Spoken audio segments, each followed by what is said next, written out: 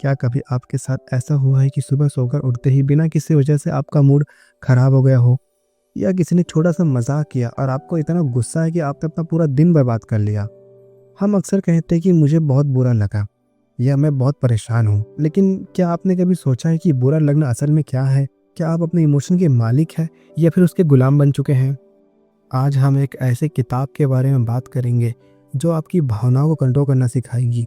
किताब का नाम है मास्टर योर इमोशन। ये किताब कोई बोरिंग ज्ञान नहीं देती, बल्कि एक गाइड की तरह है जो आपको बताएगी कि आपके दिमाग के अंदर असल में चल क्या रहा है। इस वीडियो को हमने 2 हिस्से में बांटा है। पहले हिस्सों में हम समझेंगे कि इमोशन का सिस्टम काम कैसे करता है, और दूसरे हिस्से में हम जानेंगे कि उन्हें मास्टर कैसे करना है।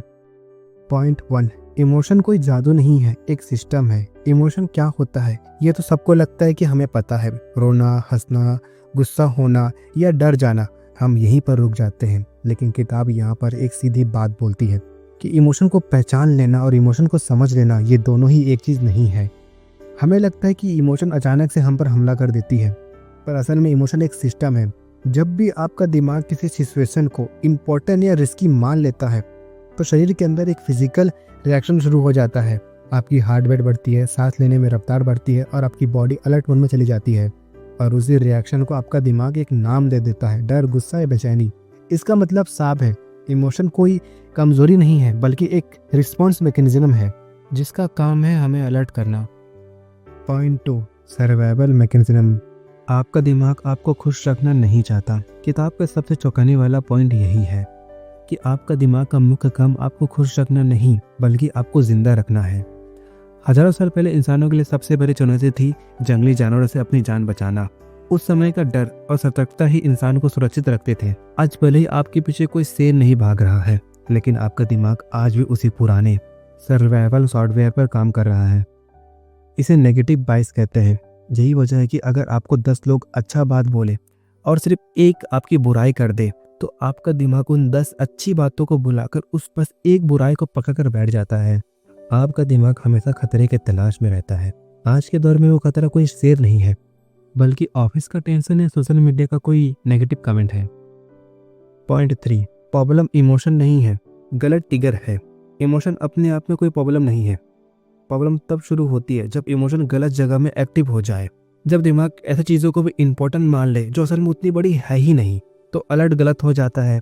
इसे एक उदाहरण से समझिए। मान लीजिए आप घर पर हैं और अचानक फायर अलार्म बजने लगे। अगर घर में आग लगी है तो अलार्म बजना सही है, लेकिन अगर सिर्फ किचन की रोटी जलने के धुएं से अलार्म बजने लगे तो अलार्म गलत नहीं है, बस वो गलत जगह पर ट्रिगर हो गया है। हमारे इमोशन भी ऐसे ही हैं, वो हमें बचाने के लिए बजते हैं, लेकिन अक्सर छोटी सी बातों पर भी वही खतरों की घंटी बजा देते हैं। Point 4, the sequence. इमोशन का असली चेहरा, मोस्ट इम्पोर्टेंट। अब इस बात को ध्यान से समझिए क्योंकि ये वही पॉइंट है जहां हम गलती करते हैं। हमें लगता है कि किसी ने कुछ कहा और हमें दुख हुआ, पर असल में इमोशन सीधे नहीं आता। इसके पीछे एक सीक्वेंस, क्रम होता है जिसे समझना बहुत जरूरी है। सबसे पहले कोई सिचुएशन होती है, फिर उस पर एक थॉट आता है, फिर उस विचार को एक मीनिंग यानी मतलब दिया जाता है, और आखिरी में उस मतलब से इमोशन पैदा होता है। Situation, thought, meaning, emotion. दुख या रोना सीधा नहीं आता। रोने से पहले आपका दिमाग ने उस घटना को एक मतलब दिया है कि मेरे साथ बहुत बुरा हुआ है। अगर आप वो मतलब बदल दे तो इमोशन अपने आप बदल जाएगा।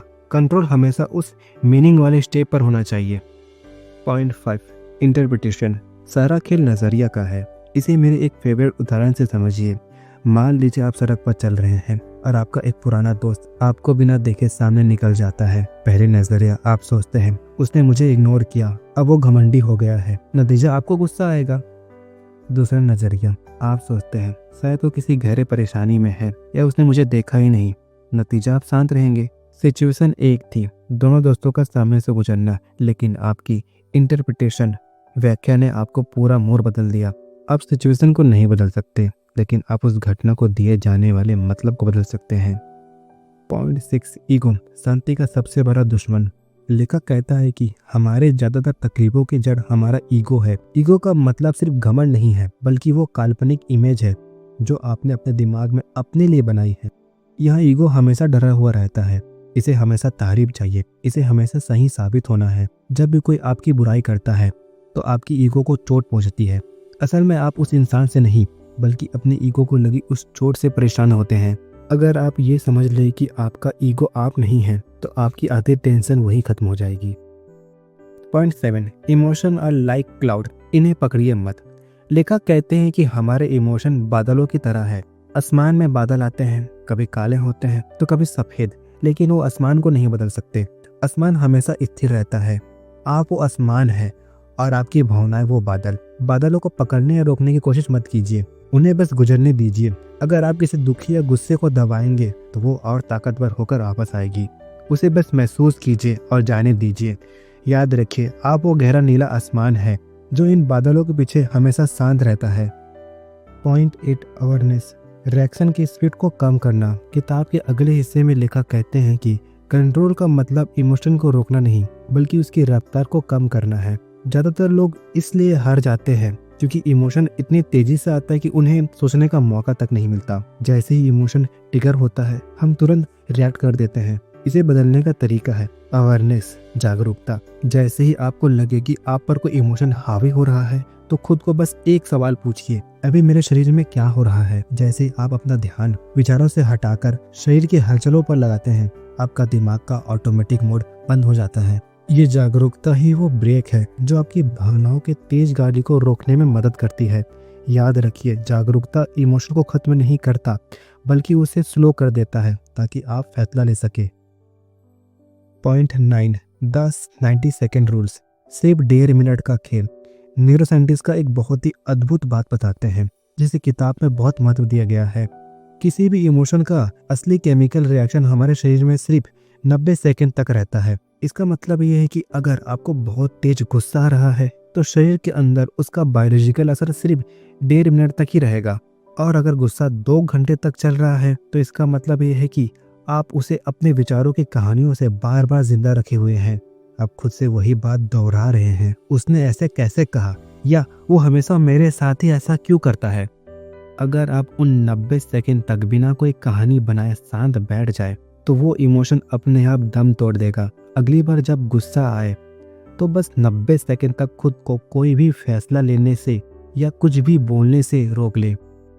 पॉइंट 10, यूजिंग यूर बॉडी, शरीर से मन को बदले। लेखक एक बहुत ही काम की बात कहते हैं, इमोशन और आपकी बॉडी एक दूसरे से बहुत गहराई से जुड़े हैं। अगर आपका मन खराब है तो आपकी बॉडी लैंग्वेज गिर जाएगी, कंधा झुक जाएगा और चेहरा उधरा हुआ होगा। लेकिन किताब कहती है कि आप इसे उल्टा भी इस्तेमाल कर सकते हैं। इसे आजमा कर देखिए। जब आप लो महसूस करें तो एकदम सीधा खड़े हो जाइए, गहरी सांस ले और अपनी गर्दन को थोड़ा ऊपर उठाइए। साइंस कहता है कि आपका दिमाग ऐसे बॉडी लैंग्वेज के साथ दुखी नहीं रह सकता। आपकी मुस्कुराहट और आपकी सीधा बैठना, ये आपकी मूड को बदलने के लिए सबसे तेज औजार हैं। आप अपनी बॉडी लैंग्वेज का इस्तेमाल करके अपने दिमाग को हैक कर सकते हैं। यह शरीर का मन का सीधा प्रभाव है। पॉइंट 11, इंफॉर्मेशन वर्सेस इन इंस्ट्रक्शन, इमोशन के आदेश मत मानिए। हम सबसे बड़ी गलती ये करते हैं कि हम इमोशन को एक आदेश समझ लेते हैं। हमें लगता है कि गुस्सा आया तो चिल्लाना ही पड़ेगा, या डर लग रहा है तो पीछे हटना ही होगा। लेकिन किताब कहती है कि इमोशन आदेश नहीं है, वो सिर्फ एक इंफॉर्मेशन सूचना है। जैसे आपके फ़ोन पर कोई नोटिफिकेशन आता है, वैसे ही इमोशन एक नोटिफिकेशन है जो कह रहा है कि कुछ इम्पोर्टेंट हुआ है। अब उस नोटिफिकेशन पर क्लिक करना है या उसे स्वाइप करके हटा देना है, ये फैसला आपका होना चाहिए। इमोशन को देखिए, उसे महसूस कीजिए, लेकिन उससे कहने पर तुरंत काम मत कीजिए। उसे एक एडवर्टाइजमेंट की तरह लीजिए, आदेश की तरह नहीं। जैसे ही आप इसे सूचना की तरह देखते हैं, इसकी शक्ति कम हो जाती है। पॉइंट 12, कंडीशनिंग योर माइंड, मन की प्रोग्रामिंग। जैसे हम जिम जाकर मसल बनाते हैं, वैसे ही खुश रहने और शांत रहने के लिए मन को भी ट्रेन करना पड़ता है। लेखक यहाँ कंडीशनिंग की बात कहते हैं। रोज सुबह बस 2 मिनट के लिए उन चीज़ों के बारे में सोचें जिनके लिए आप दिल से शुक्रगुजार हैं। जब आप अपना ध्यान उन चीज़ों पर लगाते हैं जो आपके पास है, तो आपका दिमाग धीरे धीरे उन चीज़ों के बारे में सोचना कम कर देता है जो आपके पास नहीं है। ये कोई किताबी बात नहीं है, बल्कि दिमाग को रीप्रोग्रामिंग है। जितना ज़्यादा आप इसका प्रैक्टिस करेंगे, आपका मन उतना ही स्थिर और शांत होता जाएगा। आप अपनी पुरानी दुखी रहने की आदत को एक नई शांत रहने की आदत से बदल देंगे। Point 13, action lead to emotion, काम से बदलेगा भाव। अक्सर हम इंतज़ार करते हैं कि जब हमारा मूड अच्छा होगा तब हम अपना काम शुरू करेंगे, लेकिन किताब एक बहुत ही बड़ा बदलाव सिखाती है। मूड का इंतज़ार मत करो, एक्शन लो। हकीकत ये है कि एक्शन क्रिएट इमोशन। जब आप कोई छोटा सा भी काम पूरा करते हैं तो आपका दिमाग डोपामाइन छोड़ता है, जिससे आप अपने आप अच्छा महसूस करने लगते हैं। अगर आप उदास या लेजी महसूस कर रहे हैं तो बस कोई छोटा सा काम निपटा दीजिए। आप देखेंगे कि काम पूरा होते ही आपका मूड खुद ब खुद ऊपर उठ जाएगा। खाली बैठने से नकारात्मक बढ़ती है, जबकि एक्शन लेने से कंट्रोल वापस आता है। तो कंक्लूजन ये है कि मास्टर योर इमोशन की पूरी जर्नी बस हमें एक बात सिखाती है, आप अपने भावनाओं के गुलाम नहीं हैं। आप वो शांत और गहरा आसमान है। भावनाओं तो बस आते जाते बादल हैं। इमोशन आएंगे ये तय है, क्योंकि ये इंसानी स्वभाव का हिस्सा है। लेकिन अब फैसला आपको करना है कि इमोशन आपको चलाएगा या आप होश में रहकर अपनी जिंदगी का फैसला लेंगे। अपनी व्याख्या बदलिए, अपने शब्दों को बहुत सोच समझ कर चुनिए और अपने मन के मालिक बनिए। याद रखिए, इमोशनल मजबूती रातों रात नहीं आती, ये हर रोज के प्रैक्टिस से आता है। आज से ही उस 5 सेकंड की पॉज को अपनी जिंदगी का हिस्सा बनाइए। और अगर आपको वीडियो अच्छी लगी तो लाइक कीजिए, कमेंट कीजिए, शेयर कीजिए, सब्सक्राइब भी कीजिए। मिलते हैं अगले वीडियो में।